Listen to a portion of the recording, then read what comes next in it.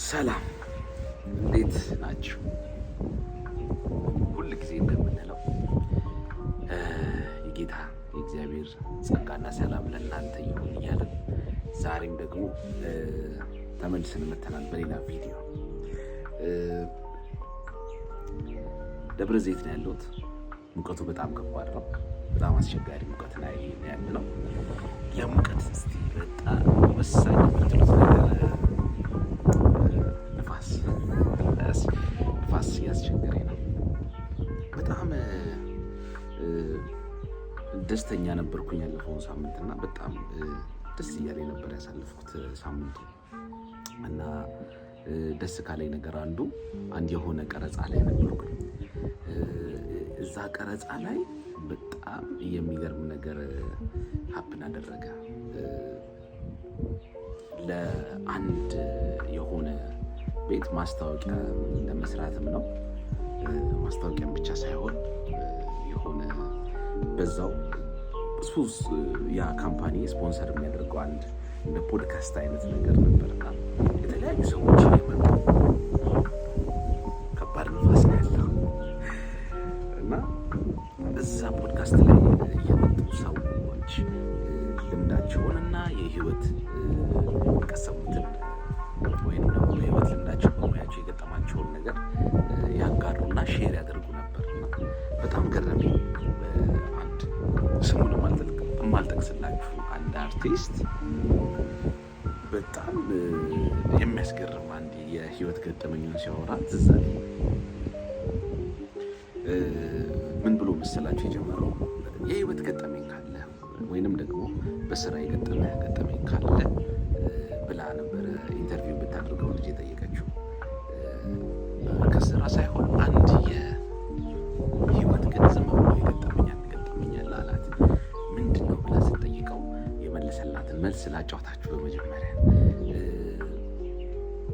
አንድ የጓደኛችን በርዝዴ ነገር ነው እና እዛ በርዝዴ ላይ ትንሽ ተዝናናን፣ ጠጣን ምናምን እና መጠጥ በጣም ኦቨር ወስጄ በጣም ሰክሬያለሁ እና ወደ ሰፈራችን የሚወስደን መኪና ካገኘን በኋላ ከዛ ከተዝናናንበት ወይንም ልደቱ ከተከበረበት ቦታ ወደ ሰፈራችን ሄድናል እና ወደ ሰፈራችን ከሄድን በኋላ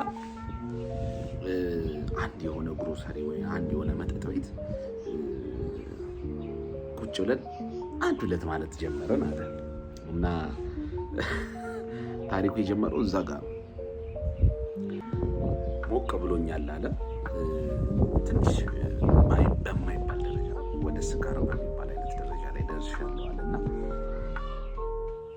እንደዚህ በእኔ ትይዩ በእኔ ርቀት ሽንት ቤት አየዋለ እና እዛ ሽንት ቤት ሄጄ ውሃ ሽንት ለመጠቀም ሄድኩኝ ገባዋል እና ያንን ውሃ ሽንት ከተጠቀምኩኝ በኋላ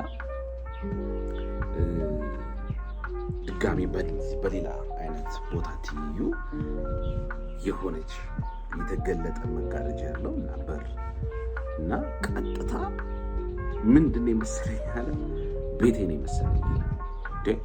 ቤቴ ደርሻለሁ ማለት ነው። ቀጥታ ከሽንት ቤት ይታያችሁ እንግዲህ ቀጥታ ከሽንት ቤት ወደዛች ቤት ገባ። ለካ ቤርጎ ነው እዛ ያው እንደሚታወቀው አንዳንድ ሆቴሎች ጋር ከጀርባቸው ቤርጎ አለ።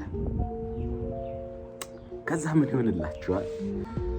ይሄ ሰውዬ ቀጥታ ወደ ቤርጎ ሄደ ማለት ነው። ስገባ አለ አንድ ካፖርት አለ። ያንን ካፖርት አውልቄ ለበስኩት አለ። ያንን ካፖርት ለበስኩኝ። ከዛ በኋላ ያንን ካፖርት ከለበስኩ በኋላ ቀጥታ ተኛሁ። አልጋዬ ነው ቤቴ ያለው መሰለኝ። ምንድን ነው ዛሬ ቤቴ መቼ ሰራተኛ የገብታ ጽድተው መሆን አለበት። በጣም ጽዶ ሆኖብኛል። ከዛ ልክ ጋደም አብዬ ልክ እንቅልፌ ሸለብ እንዳደረገኝ አለ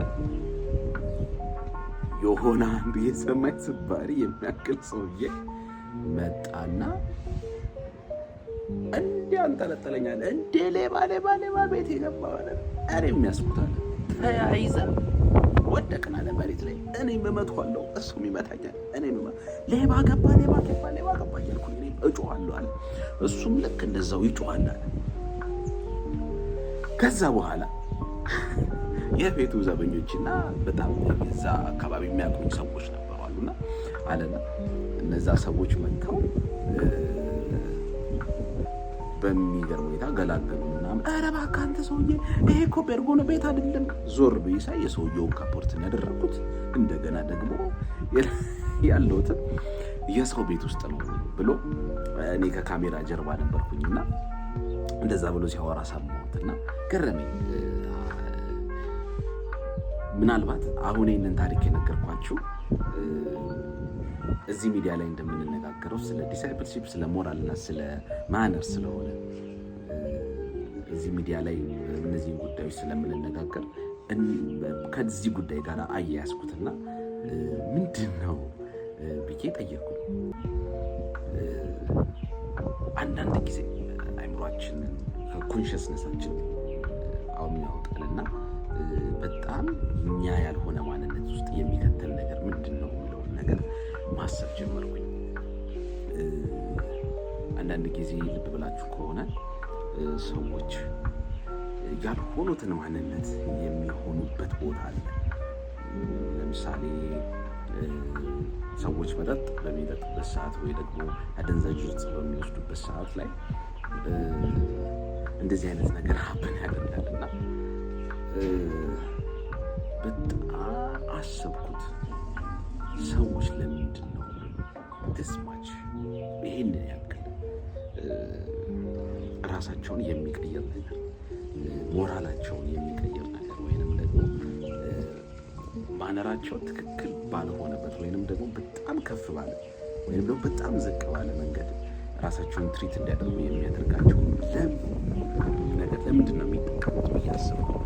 አንድ ሰው ሲናገር እንደዚህ ያለ እኔ ጫት የማልቀመው ወይም የሆነ ነገር እንደዚህ ያለ አዲክሽን ውስጥ የሚከተኝን ነገር የማላደርግበት አንድ ምክንያት አለ።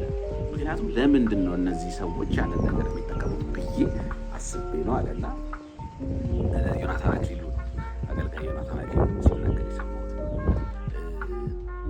ከሰው በላይ ለመሆን ከሰው በታች ይሆናሉ አለ። ከዛ እንደገና ከሰው እኩል ለመሆን እንደገና ይቀማሉ አለና ሞራል ራስን ካለመሆን አንጻር የሚለውን ሀሳብ ዛሬ ብንነጋገር ደስ ይላል። ሞራል ራስን ካለመሆን አንጻር አንዳንድ ሰዎች ሞራላቸው እነሱ የማይፈልጉትን ማንነት እንዲገነቡበት ያደርጋቸዋል። ሞራል ወይንም ያልተገባ የሆነ ማንነትን ለመመስረት ያልተገባ የሆነ ሞራልን በራሳቸው ላይ ፌክ የሆነ ሞራልን ራሳቸው ላይ ያመጣሉ። ምናልባት ሰዎች ላይ የወደዱትን፣ ሰዎች ላይ ያዩትን፣ ሰዎች ላይ የተመለከቱትን መልካም የመሰላቸውን ነገር ራሳቸው ጋር አምጥተው ኢንተርፕሬት በራሳቸው መንገድ አድርገው ያንን ነገር ወደ ራሳቸው የሆነ ማንነትን የመስራት አይነት ነገር ብዙ እንመለከታለንና ትክክል ያልሆነ ማንነትን የሚያለብሰን አንዳንድ ሞራሎች አሉ። አንዳንድ ያደግንባቸው የግብረ ገብ አይነት ነገሮች አሉና ሁሉም ነገር ባይዘው እንደ ኮንቴክስቱ ነው ይባላል። ለምሳሌ አንዲት ቆንጆ ሴት አዲስ አበባ ላይ ቆንጆ የምትባል ሴት ወደ ሌላ ወደ ሩለር ወደ ሆነ ኤሪያ ላይ ወስዳችሁ ወደ ወደዚህ ወደ ደቡብ አካባቢ በጣም ሩለር ኤሪያዎች አሉና ይሄ ከንፈራቸውን እየበሱ የሚሉ ወደ ኮንሶ ምናምን አካባቢ ያሉ ሰዎች አሉና እነሱ ጋር ሄዳችሁ እቺ ሴት ቆንጆ ናት ብላችሁ ውበት በእነሱ ሀገር መለኪያ ስለሆነ እቺ ሴት ቆንጆ አይደለችም የሚል ኮንክሉዥን ይመጣል። ሞራል ከሆነ ሰው አንጻር ነው የምንመለከተው። ሞራል ከሆነ ሰው ከምንወደው ወይንም የሆነ ቫልዩ እንሰጠዋለን ብለን ከምንለው ሰው አንጻር ነው ወይ ሞራል ከወሰድነው ነገር አንጻር ነው ወይ? ቅድም እንዳልነው ሞራሉን ይሄ ግብረ ገብነቱን የቀየረው ያ የጠጣው መጠጥ ነው፣ ያ የቅድሙ ልጅ ወይም የወሰደው አልኮሆል ነው። እና ያ አልኮሆል የዚህን ሰውዬ ግብረ ገብነት ቀይሮታል። ተደባዳቢ ያልነበረውን ተደባዳቢ አድርጎታል። ሰው ከሰው ትክክል ያልሆነ ቦታ ላይ የተቀመጠውን ሰውዬ ትክክለኛ ቦታ ላይ እንደተቀመጠ አድርጎ እንዲስል አድርጎታል። እና ትክክለኛ ቦታችንን የምናውቀው ኦፍኮርስ ትክክለኛ ሞራል ወይም ትክክለኛ ማንር ላይ ስንሆን ነው የሚል ሀሳብ አለኝ። አንዳንድ ጊዜ የያዝነው ነገር በሰጠን ክብር የተነሳ ሁልጊዜ ያንን ክብር አስጠብቀን የምንኖር ይመስለናል። ግን ነው እንደዛ አይደለም። ትዝ ይላችሁ እንደሆነ መጽሐፍ ቅዱስ ላይ ሲናገር ኢየሱስ ወደ ኢየሩሳሌም በገባ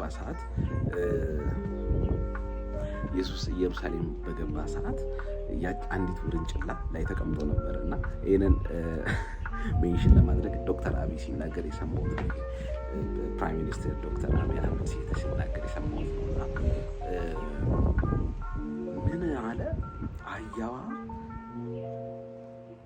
ኢየሱስ ስለተቀመጠባት የዛን ቀን ዘንባባ ሲያነጥፉላት፣ ምንጣፍ ሲያደርጉላት፣ ሲያጨበጭቡ ምን ሲሉ ነበርና ምን አለ?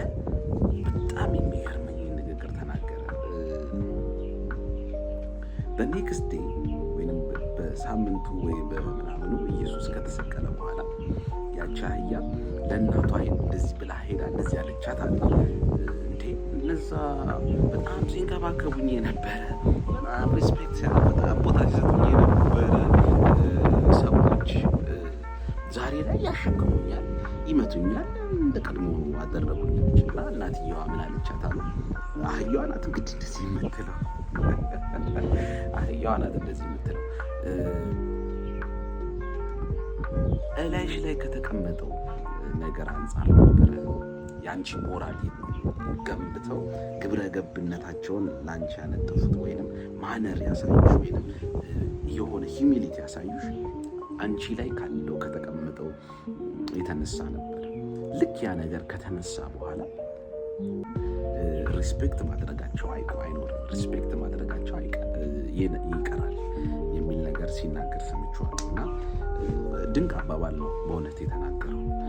ግን እዛ ላይ ከዚህ ጋር እንዴት አያያዝከው ብላችሁ ብትጠይቁኝ ኦፍኮርስ ራሳችን ላይ የምንሰራው ማነር የእውነት ከሆነ ይቆያል።